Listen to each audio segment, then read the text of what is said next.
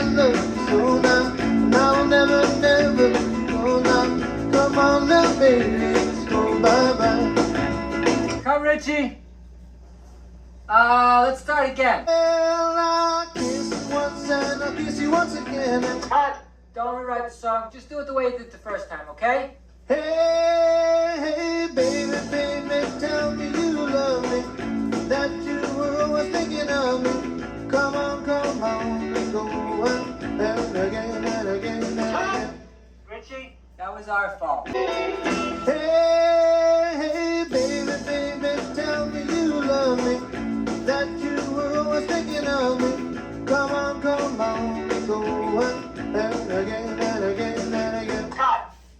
That's more right on, Richie, but that little darling line, I like that better, all right? Well, let's go, little sweetheart. Look, how many more takes? As many as it takes, okay? What's up, guys? Welcome to the channel. I'm Nicky Phenom, a singer-songwriter who has dared to dream and is now on a mission to capture that dream.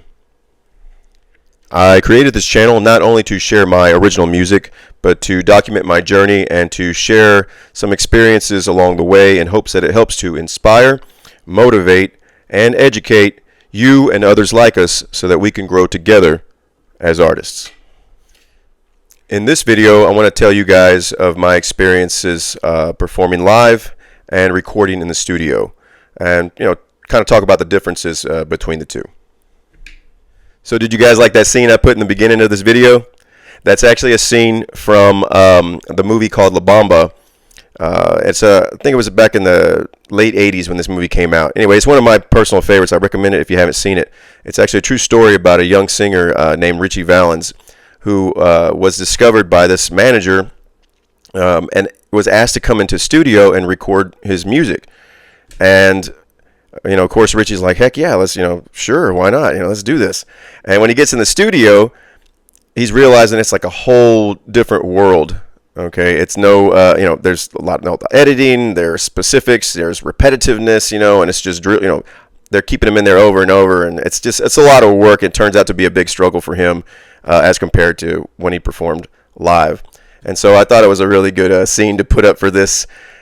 Since we're going to be talking about that particular subject of the difference between live performing and recording in the studio. So, yeah, La Bamba, if you haven't seen it, great movie. Check it out. Okay, so here's the thing. When I'm performing live, I've actually found it easier for me than recording in the studio. When I perform live, there's a little bit of room for error there, to a certain degree, of course. Can't make too big of a mistake. Might not be able to come back from that. So, but little things like, for example, if let's say my throat gets a little dry at the end, towards the end of a show, and I'm just not singing the lyrics as well as pretty. You know what I mean? How do you say it? I'm not singing on point. Maybe I'm not able to hit some of the high notes are coming, and I'm just, I'm barely scraping by, on some of them. Or let's say I forget some of the lyrics. There's been times when I'm going into the second verse of a song, and for the life of me, I can't remember, what the words were, and so my mind goes blank, and so I just had to go. I went back to the first verse, and I'd repeat that one, That's happened to me. It could be a lot of things, and sorry, piece of like lint or something flying in my face. So, but yeah, the thing about live performing though that I've experienced is that the crowd can be very forgiving if you make a mistake, and heck, half the time they probably don't even really notice that you made a mistake. Keep in mind, when you're out there performing live, a lot of these people, they're out, they're drinking and hanging out with their buddies and their family. They're just looking to have fun, to be entertained. So if you can be entertaining, that's usually going to, good enough. You're going to get by and you're going to be fine. as an example, if I let's say I mess up on a lyric, or I didn't quite hit the note the way I should have. I wasn't quite in key. I went a little out of tune maybe. When I'm performing live, the good thing is they're not just hearing me, they're also watching. So I can do things to kind of distract them from that, mistake that I made, distract their minds off of that. So let's say I screw up, I'm singing something, I don't know, messed up. I can just do a cool little dance move or something, right? And to kind of distract them from that for a minute. Or sometimes I would say something, if it went a little out of tune or whatever, I would immediately go into like I'm talking to the audience about something. I'm saying something to them so I can connect with them on a personal level, and it kind of distracts, from what they just may or may not have heard, But I like to talk to the audience and draw them in. And again, they love that stuff. It's another form of entertaining them. They feel like they're a part of the show now because you're talking to them. You get them riled up, and again, that helps to distract from the mistake I just made at that moment. Pro tip for you: distract the audience. So, anyways, live performing to me personally is pretty easy. Don't get me wrong, I get nervous and stuff when I'm about to go on stage. I'm always, like that before a show. But once I get up there and start, it's like I just hit a switch, and I know I'm having fun. I'm having fun, and as long as I can project that onto the audience, then I know they're going to have a good time, and it's all going to be fine. And I know that's easier said than done for other people. You may be one of those performers who you get really nervous going on stage, or you're not good in front of an audience, or when there's the spotlight's on you or whatever. And I get that. That's it's different for different people, and but I'm one of those people who I love to be in front of an audience performing and entertaining. So yeah, that's my experience with that. So I'm going to go ahead and leave that part alone, right? Live performing, like I said, that's how it is for me. It's okay to make mistakes. It's okay for me not to be perfect, and I'm still going to put on a good show. I'm good. But studio recording, that's a whole different story. Okay, a whole different ball game. It's a different animal for me. That's studio recording, and as much as I've done it now up to this point, I can still say it's a struggle for me. It's tough, and I know there's exceptions, right? Those exceptional people who they may feel differently and think, well, heck, I like recording in a studio. I think it's actually easier than performing live. Or heck, maybe they find performing live and recording in the studio to be, simple, easy process. But again, I'm speaking from my own personal experience, and I'm just going to tell you guys, it is tough. It is one of the toughest things that I've ever had to deal with. I struggle with it every time I go in, as many times as I've done it at this point. But let me go ahead and tell you a little story about my first experience. So when I first started my journey, I was doing you guys, if you've seen my other videos, you've heard me mention this before. I've done, started with a coffee shop gig, and then that was back in Texas, and I moved to Florida, and then shortly after that, I joined a band. It became a Rolling Stones tribute band called Crossfire Hurricane, and I performed a decent amount of shows, and even performed a sold-out show at the Hard Rock in Daytona Beach, which was freaking awesome. And all of our shows had always gone really well. I always had a good time, and I thought to myself, man, I love this, I could do this forever, I got like a high from it every time. So performing live was great. And then I ended up, joining up with a band who wanted me to be their vocalist. This was, again, you might have heard me talk about them before, Demolition Amore. They were an original rock band, and they were looking for a vocalist to record some original music. Long story short, I got on with that band. They called me into, records in the studio. I had never been in a recording studio before, never recorded music or anything. So that was all new to me, and of course, I'm excited, right? I'm like, heck yeah, man! All right, let's record, and this is going to be awesome. It was not. It was not awesome. You would think, hey, there's no crowd out there, there's no audience, so you just, you and this other, person, and nothing to be nervous about. At least to me, that's what I was thinking, right? But once they say, okay, this is what you're going to do, this is how you're going to sing it, blah, blah, we're hitting the record button and go, okay. My first time doing that, it was a big struggle because, first and foremost, there is no room for error when you're recording. And what I mean by that, obviously you can stop the record button and go at it, again and again till you get it, the way you want it. But what I'm saying is, it's not going to be good or done until you can, do one clean, a clean take. Then you can, consider it a successful recording, right? You're done. You did it all without, you got a lot of tracks recorded without any mistakes. Okay. And there you go. You're ready to have that, produced, mixed and mastered, and then released out to the public. So, again, you don't have room for error there if you're going to be recorded. Okay, you have to hit it spot on, and you have to sound good. You can't be going out of tune or out of key.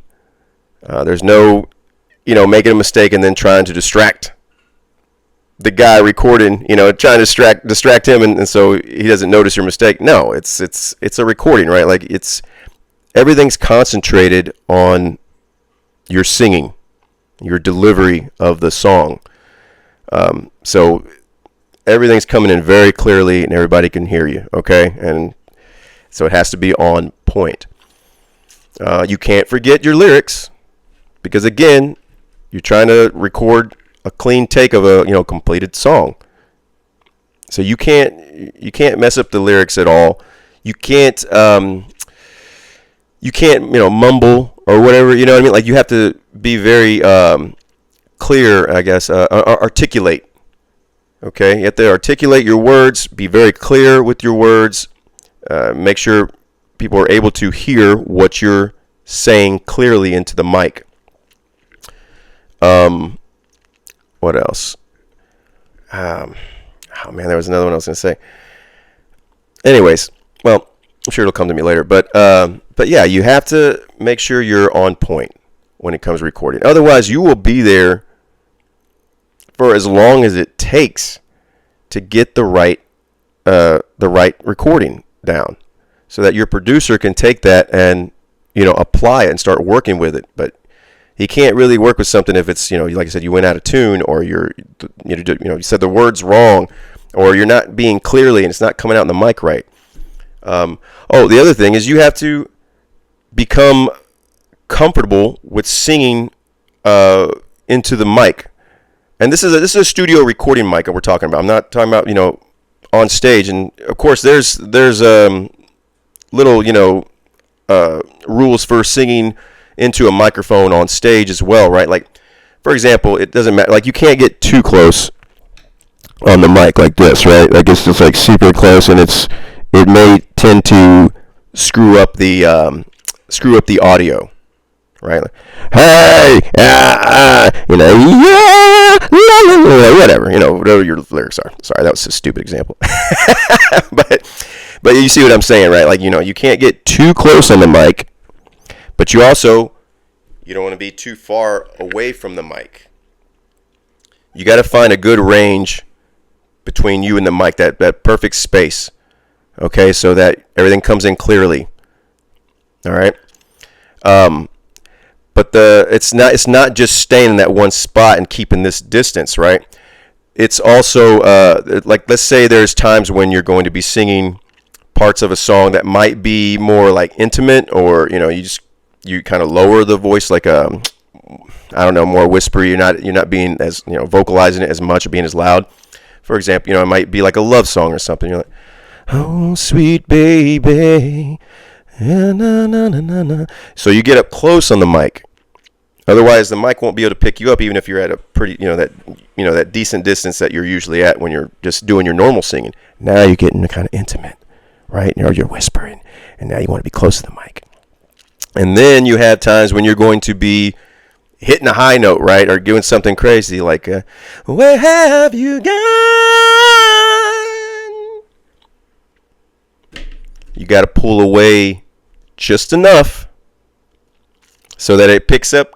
You're still picking up clearly, but the thing is, when you go too high with your notes, you're really getting into it, and you're projecting your voice.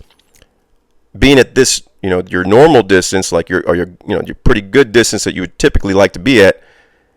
Now your vocals might come in a little bit too powerful for this mic, and when it picks it up, it's too sensitive. It'll rattle the audio, and it just sounds crazy. It won't, where have you gone? You don't want to go into the mic. And you might not even want to stay there. You want to pull back. Where have you gone? Little things like that, man.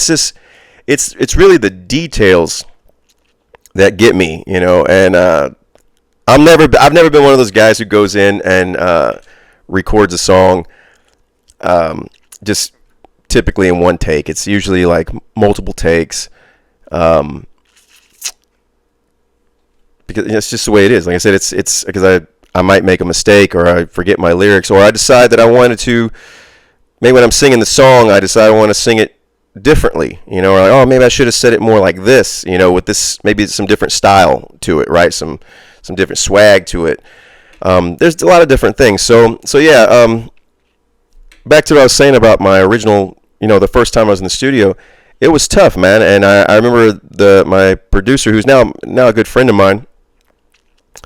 I remember him being very frustrated because he was like, "Oh man, I don't know if this is going to work out." I could see it in his face. He was he liked me, and he wanted me to be the guy. But it was for a little while there was some doubts in his mind. I'm sure there was some questions going through his head, like, I don't know if this is the guy we've we've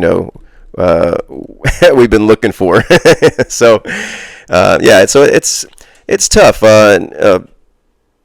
Needless to say, I ended up continuing on with that band, and I got better at recording.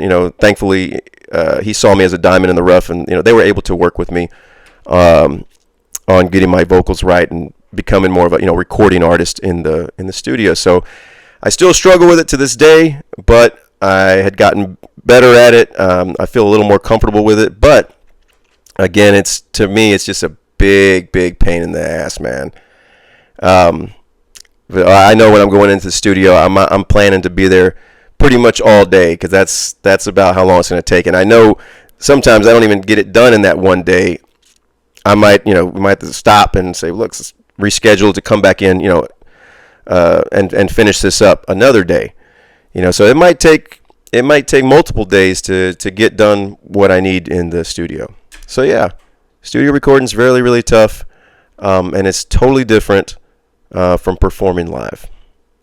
So if you are an artist that is looking to record your own personal original music, and you're hoping to get in the studio one day and start working on that, just know that you may have some struggles, and that's okay. It happened to me. It still happens to me, even though I've done it many times already now up to this point. And I'm probably more likely going to continue struggling because that's just how I am. I'm just not great when it comes to studio recording. But as frustrating as it is, and as much of a struggle as it is, it still can be fun, and it's still a beautiful thing to be able to do that, to have that opportunity to hear your own music coming together, something that you created, right? So yeah, it's a beautiful thing. So don't let me scare you off, with that, or discourage you. It's definitely something I'd encourage you to do if it's something you really want to do. I just wanted to share my experience to kind of give everybody a heads up, and hopefully you guys found this video to be helpful, inspiring, and motivating, and educating, which is the reason I started putting this channel together. So now do me a favor and give this video a like and subscribe to the channel if you haven't already, so that we can keep this going and we can continue to support each other as artists. So if you're watching this and you have been in the studio and you have recorded some original music, make sure you leave me some links in the comments below, so that way I can go and check that out and offer you guys some support. Okay? All right, guys, that's it for this one. I'm Nicky Phenom. Thanks again for watching, and please always remember to keep rocking, follow your dreams, and believe it can happen.